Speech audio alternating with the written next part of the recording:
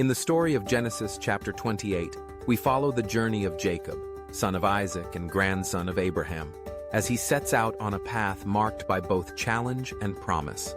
Each step Jacob takes is woven with the complexity of human relationships, personal responsibility, and divine purpose. As we reflect on this passage today, let us draw lessons from Jacob's experiences, seeing ourselves in his struggles, his encounters with God, and the transformation of his faith. Before we continue, just a reminder to like this video, subscribe to our channel, and hit that notification bell. By doing so, you'll stay connected and up to date with future content. Now, let's continue delving into Genesis chapter 28 and the message God has in store for us. Jacob's journey begins with Isaac, his father, sending him away to Paddan Aram to find a wife among his relatives. This was not just a simple errand, but a crucial moment of separation and transition. Isaac doesn't let Jacob go empty-handed or without guidance. He gives Jacob a solemn charge, not to take a wife from the daughters of Canaan, but to keep his faith distinct, set apart for God. There's wisdom in this. Isaac understands that those who are devoted to God should seek partnership with others who share their devotion, so that faith may flourish without compromise. But this is more than a parental command. Isaac also bestows a blessing upon Jacob, a blessing richer and more deliberate than the one he had unwittingly given earlier. This time, Isaac is fully aware. He proclaims promises that reach from the present land of Canaan to the heights of heaven itself. The blessing upon Jacob isn't simply about material prosperity or earthly inheritance, though these are included. Instead, Isaac speaks a gospel blessing, a promise that looks forward to a better country, a symbol of the ultimate hope all believers hold. Yet as Jacob departs, he does not escape the consequences of his earlier actions.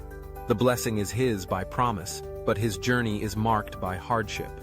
The indirect answers and deception that led him here are not to be celebrated. Now the reality of his choices weighs upon him.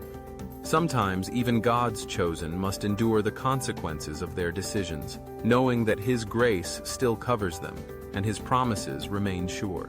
The narrative takes a brief detour to Esau, Jacob's brother. Esau, seeing that his actions displease his parents, tries to win back favor by marrying a daughter of Ishmael. It's a reminder that outward attempts to please humans cannot substitute for a true change of heart. Esau's story illustrates that good deeds, performed with the wrong motive or from an unchanged heart, cannot atone for past wrongs. It's easy for us to believe we are good enough because of selective obedience, but God desires a heart wholly given to Him. Jacob, meanwhile, continues on his journey through an unfamiliar land, alone, uncertain, facing danger, and deeply in need of God's protection. Night falls, and Jacob rests in the wilderness with nothing but a stone for his pillow. It is in this place of utter vulnerability, far from home and stripped of earthly comforts, that Jacob encounters God most profoundly. As he dreams, Jacob sees a ladder reaching from earth to heaven, with angels ascending and descending upon it, and God himself standing above. This vision is rich with meaning. It represents the providence of God, that heaven is never far from earth, and that there is an ongoing connection between the divine and the everyday. The ladder is also a prophetic picture of Jesus Christ, who bridges the gap between God and humanity. Christ, with his human nature on earth and his divine nature in heaven, becomes our way to God. Every blessing we receive from heaven, every answered prayer, comes through Christ our mediator. The message to Jacob is clear. No matter where you wander, you are never beyond God's reach. God speaks to Jacob from above the ladder, reassuring him of his presence and faithfulness. He promises Jacob that his descendants will inherit the land, that he will not be alone, and that God will bring him back safely. Most precious of all is the assurance, I am with you and will keep you wherever you go.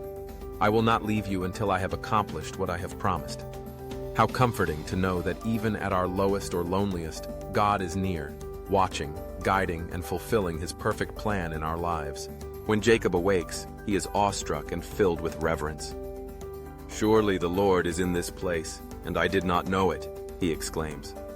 The ordinary becomes holy, a reminder to us that God's presence can fill even our most unexpected and uncomfortable spaces.